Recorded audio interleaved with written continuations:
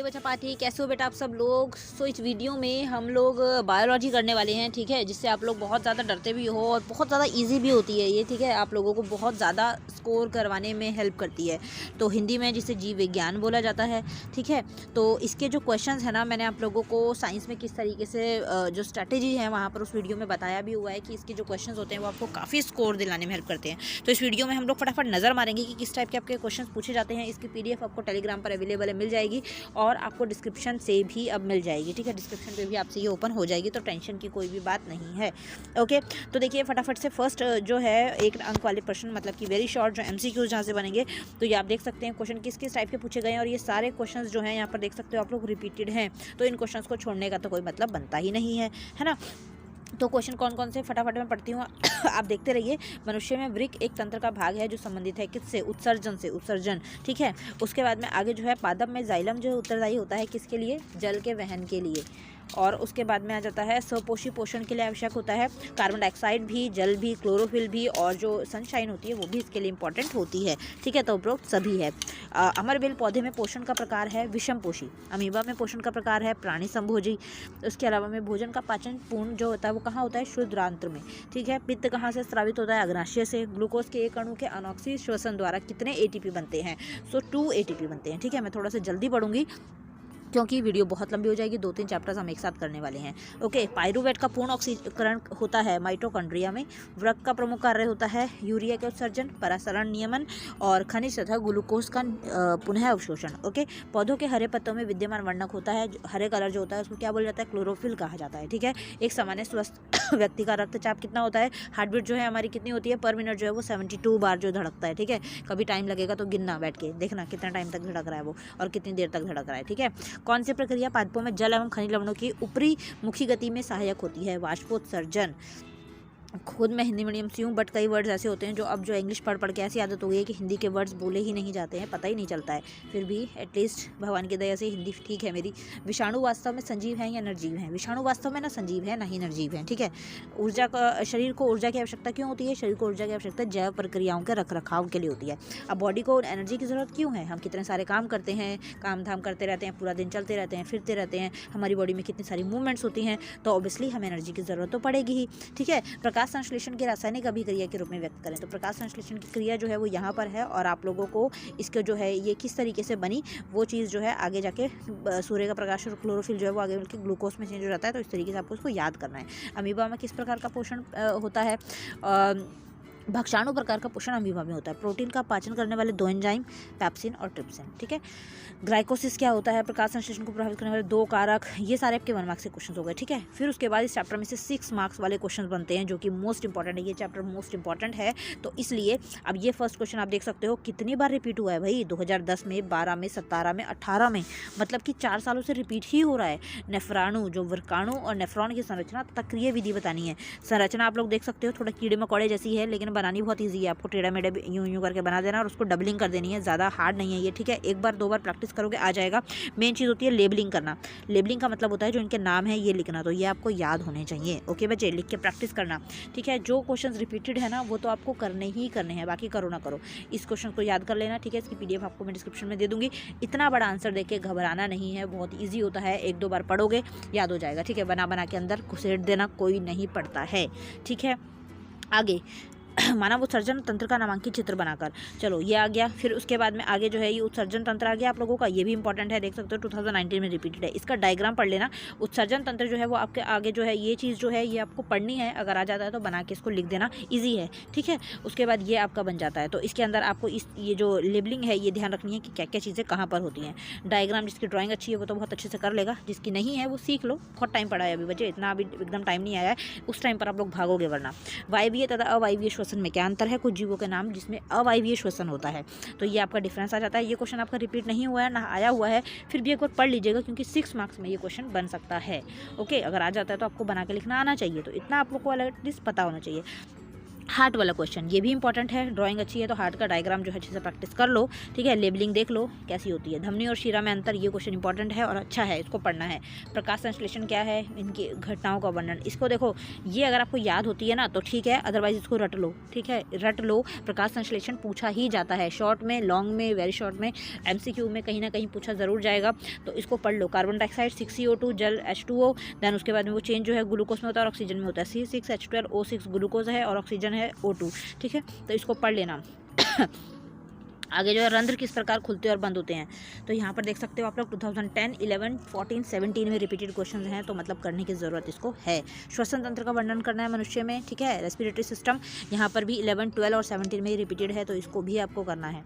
Okay बच्चे, इसका diagram भी। एक पत्ती के अनुप्रस्थ काट का नामांकित चित्र बनाना है।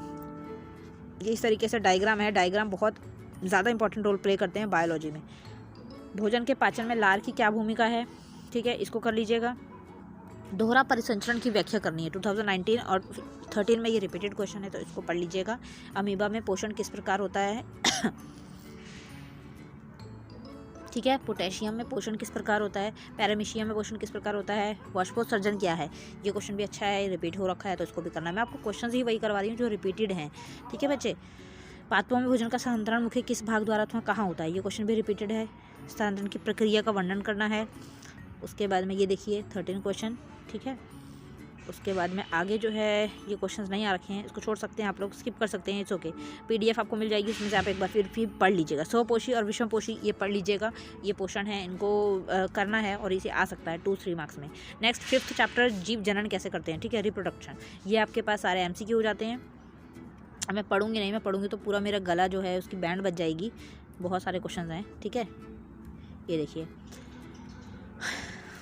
थक गए तुम लोग, जैसे थक जाते हो ना पढ़ते पढ़ते, हम पढ़ाते पढ़ाते थक जाते हैं, ठीक है।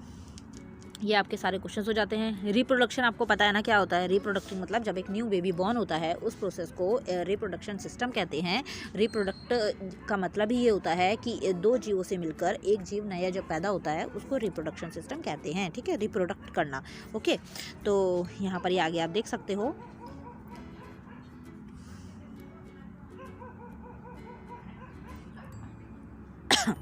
ठीक है, फिर ये आपके 1 मार्क्स क्वेश्चन आ जाते हैं। DNA प्रकृति का प्रजनन में क्या महत्व है, ठीक है। जनन प्रक्रिया से क्या अभिप्राय है, ओके।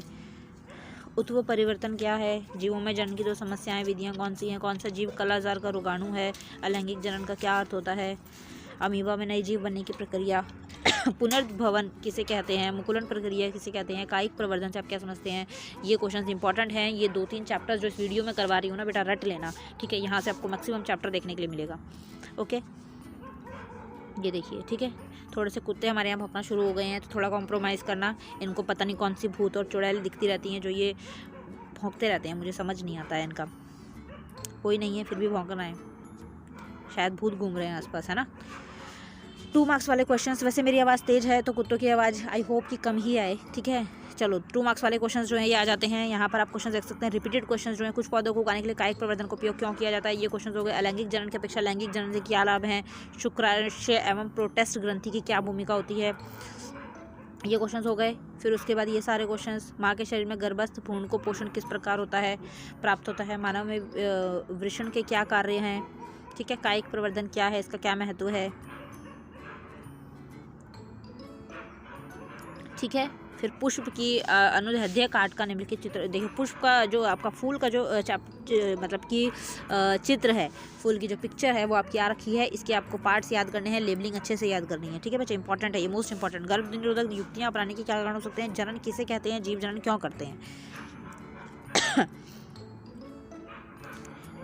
मानव मादा जनन तंत्र आ गया, ठीक है, रिप्रोडक्शन सिस्टम, फीमेल और ऐसी मेल भी आता है, ठीक है। वीर्य ग्रंथि क्या होती है, प्रोटेस्ट ग्रंथि क्या होती है, परागकण निषेचन, परागण क्रिया निषेचन से किस प्रकार भिन्न है, ये डिफरेंस है, मोस्ट इंपॉर्टेंट है ये भी। द्विखंडन बहुखंडन में मोस्ट इंपॉर्टेंट है, इसको भी पढ़ना है आपको। परागण किसे कहते हैं, स्वपरागण पर परागण में क्या अंतर है, ये भी लिखना है। ये जो चेंजेस हैं, ये बॉयज़ में क्या चेंजेस होते हैं, गर्ल्स में क्या चेंजेस होते हैं जब आफ्टर टीनेजर्स हो जाते हैं ना, वो टीनेज एज जब क्रॉस करते हैं, उसके बाद में क्या डिफरेंसेस होते हैं बड़े से छोटे में, छोटे से बड़े में, तो वो भी पढ़ लीजिएगा, ठीक है। उसके बाद में पुष्पी पादप निषेचन की प्रक्रिया का वर्णन करना। ये क्वेश्चन बहुत बार रिपीटेड है, मतलब भाई साहब जी इसको तो पढ़ने की ज़रूरत बनती है, तो इसको तो आपको पढ़ना ही पढ़ना है, ठीक है, छोड़ना नहीं है। इतनी बार जब लिखा हुआ देख लो ना कितनी बार आ रखा है, मतलब इसको तो रटेंगे हम, ठीक है, इस तरीके से करना है। ऋतुस्राव क्यों होता है, ठीक है। उसके बाद में आगे जो है आप देख सकते हैं पुष्प क्या होते हैं, इसके विभिन्न भागों का वर्णन करें। पुष्प के मादा जननांग की संरचना का वर्णन करें।